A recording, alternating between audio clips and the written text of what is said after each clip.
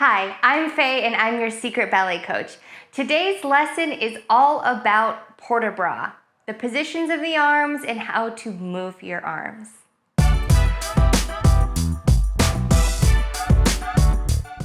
To begin, we're going to talk about all the different positions of the arms. Now, if you are trained Russian, the names and terminology of this may be different than what I teach you today.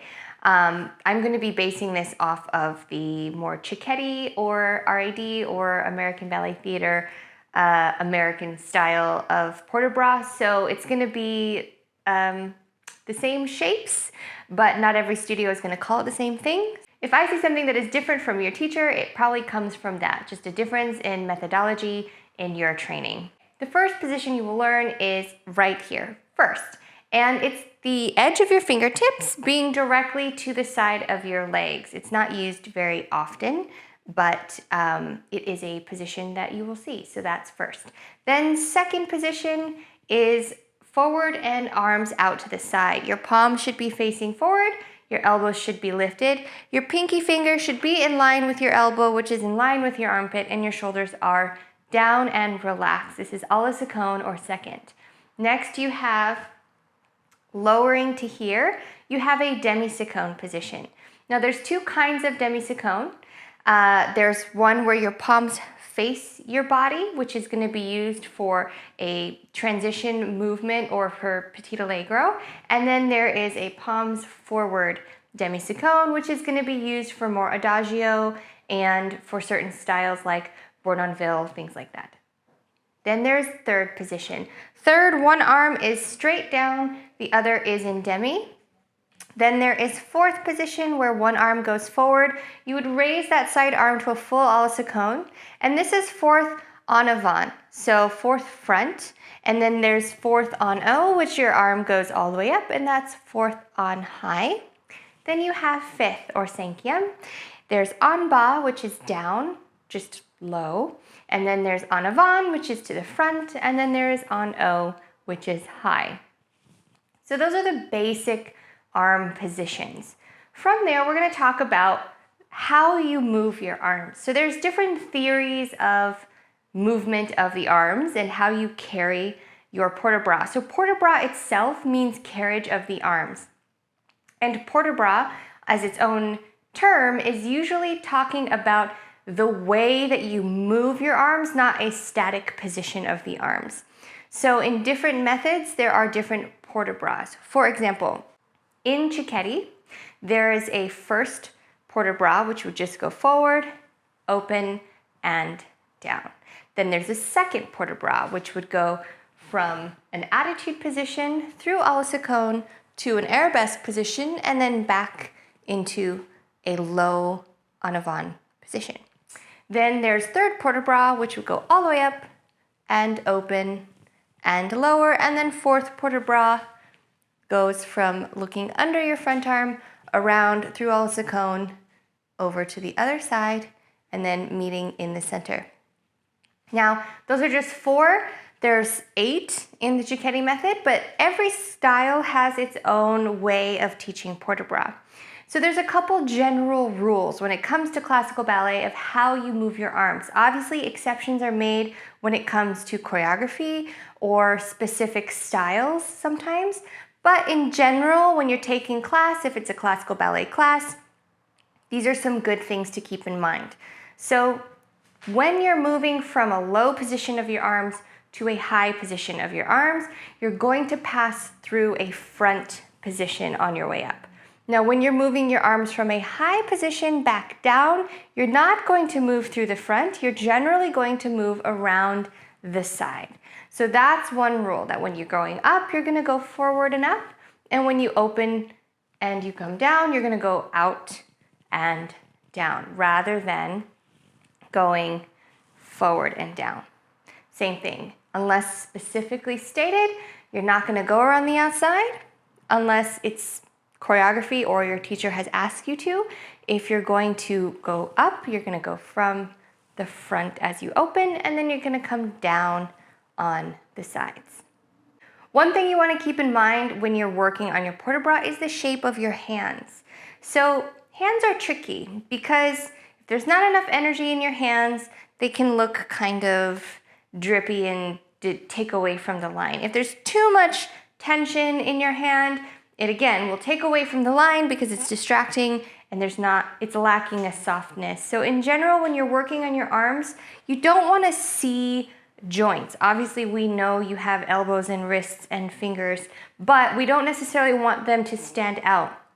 That's why we do these soft, rounded positions.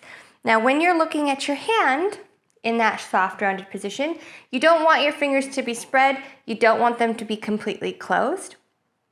Different schools of thought teach this different ways, but a good general baseline would be that if you shake your hand relaxed, you just pick it up, right? You're gonna put a little bit of energy in your hands. So you're not gonna completely straighten them, but you're gonna get a little length kind of going through your center middle finger, right?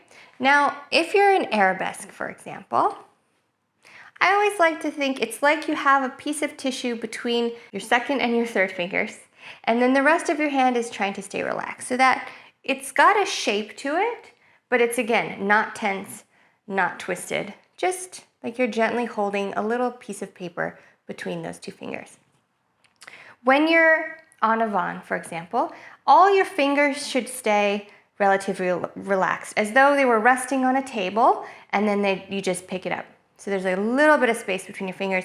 Your thumb needs to be down. You don't want your thumb to stick out. Do you see how distracting that would be if you're not a hitchhiker? You don't want your thumb sticking out. So you're just gonna drop your thumb nice and relaxed towards the palm of your hand. So for some people, they wanna think of something like you're holding like a Christmas bow. You know, something that's a little bit soft. You're not gonna crush it, right? You don't need to have your thumb touching the palm of your hand, but you do want to have them gently holding something there. So some people think of a Christmas bow. Some people think of like a small folded up washcloth or towel. It's going to have a little space, but it's not going to stick out and it's not going to be pressed flat. Now, when your arms are down, your palm should be facing your chin. So your palm is lifting up to look at your chin. When your arms are forward, your palms should be facing you. They should not be facing down towards the floor. And there is a posé position, which means that your palms might be rotated up, but that's a specific shape of its own. Most en avant, or in Russian, this would be called first. Any position where your arms are forward, your palms should be facing back towards you. When your arms are on O, again, your palms should be still facing you. It's a very common mistake for people to let their hands unrotate and then their pinkies start to face the ceiling. You want to make sure that that wrist is rotated down so that your pinky finger is facing your forehead, like so. And as I've talked about in my other video about the correction of elbows down, which if you hear that correction, check out that video. Your arms are always going to be rotating opposite directions. So your palm in a la seconde, for example, is going to be rotating to face the front, while your elbow is going to be rotating to face the ceiling. And they're going to hold each other in check and keep a nice soft line by meeting in the middle between those two pulls. Now, when you move your arms in ballet, you basically only have two shapes of your actual arm. Again, this is going to change with choreography or specific poses or positions, but the two shapes are rounded and, like in arabesque, extended. So when you're moving your arms through rounded positions, your elbows and wrists really don't need to move much. If you need to take a little breath and come down, you can do that without breaking the actual shape. So what happens when you break the shape is it may feel soft, but it won't look soft from the audience. As soon as you break those smooth, long lines, your arm positions are going to start to look flimsy on stage. That's what I mean when I say we don't want to see a lot of joints. If your arm is here and suddenly we see elbow, suddenly we see wrist, suddenly we noticed fingers, from the stage, that really breaks the line. It also creates a difference in the perceived weight of what those movements look like. So this may feel soft, but it will look flimsy.